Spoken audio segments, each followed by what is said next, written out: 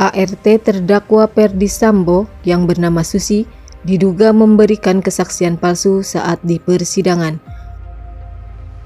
Jaksa penuntut umum sempat curiga dan menanyakan kepada Susi apakah dirinya dipasangi handsfree saat di persidangan tersebut. Jaksa menilai gelagat Susi yang mencurigakan. Demikian pula majelis hakim yang sempat dibuat kesal karena keterangan Susi yang kerap kali berubah-ubah. Majelis hakim menilai Susi berbohong karena keterangan yang diberikan di persidangan berbeda dengan BAP Susi saat diperiksa oleh penyidik.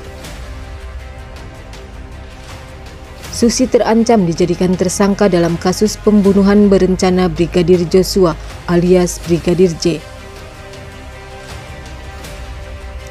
Hakim mengatakan bahwa Susi jika terbukti bersaksi palsu, Susi akan terancam dijerat pasal 242 KUHP dengan ancaman hukuman maksimal 9 tahun. Dalam hal itu, hakim menegaskan kepada Susi, jika dirinya melakukan kesaksian secara bohong, maka Susi akan ditetapkan sebagai tersangka.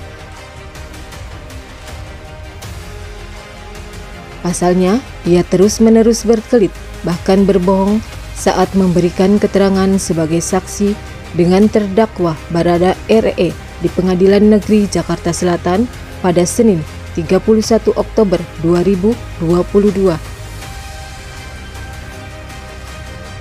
Ketua Majelis Hakim Wahyu Iman Santosa mengatakan bahwa Susi bisa saja menjadi seorang tersangka jika keterangannya terbukti berbohong.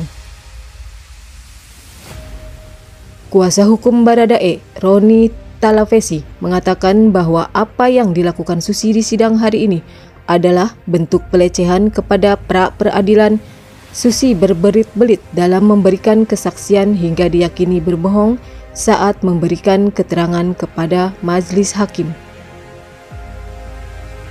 Susi tampak memegang kedua matanya. Susi terlihat sedih saat hakim menyebut bahwa dirinya bisa ditetapkan sebagai tersangka jika kesaksian Susi tak dapat diterima oleh majelis hakim. Roni meminta kepada majelis hakim untuk mengabulkan permintaannya terkait kesaksian yang diduga penuh kebohongan tersebut. Lantaran apabila saksi memberikan keterangan secara bohong, nantinya akan memberatkan kliennya yakni Baradae. Suami dari Susi yang merupakan ART Ferdy Sambo tak kuasa melihat istrinya dibentak dalam persidangan usai memberikan keterangan yang berbelit-belit. Di lain sisi, sang suami berharap agar Susi berani berkata jujur dan tak perlu takut. Selama persidangan berlangsung, Susi menjadi perhatian karena dianggap memberi keterangan yang keliru.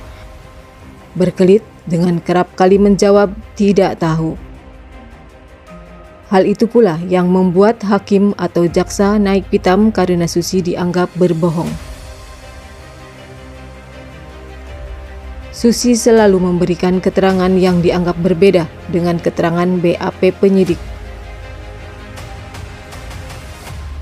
Susi bersaksi bahwa almarhum Brigadir J tidak ikut dalam menolong Putri Chandrawati saat jatuh di kamar mandi. Lantas hakim mengkonfirmasi kenapa keterangan di BAP penyidik kepolisian berbeda. Hal ini terkuak saat hakim ketua mencecar Susi terkait peristiwa Putri Chandrawati jatuh di kamar mandi di rumah Magelang. Ketua Majelis Hakim Wahyu Iman Santosa mencurigai beberapa hal yang menjadi kejanggalan dari keterangan Susi sebagai saksi selaku asisten rumah tangga ART dari terdakwa Ferdy Sambo. Susi mengaku pada saat memberikan keterangan kepada polisi, dia merasa gugup dan takut sehingga memberikan pernyataan yang berbeda saat persidangan.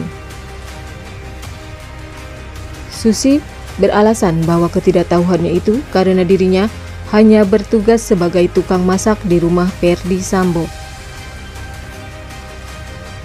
Hakim merasa geram terkait kesaksian Susi yang kerap kali berubah-ubah. Menurut Hakim, hal itu dapat membuat rumit jalannya persidangan. Hakim mengatakan bahwa Susi terjebak oleh kebohongannya sendiri ketika dia bersaksi di sidang pembunuhan berencana terhadap Brigadir J dengan terdakwa Baradae di Pengadilan Negeri Jakarta Selatan pada Senin 31 Oktober 2022.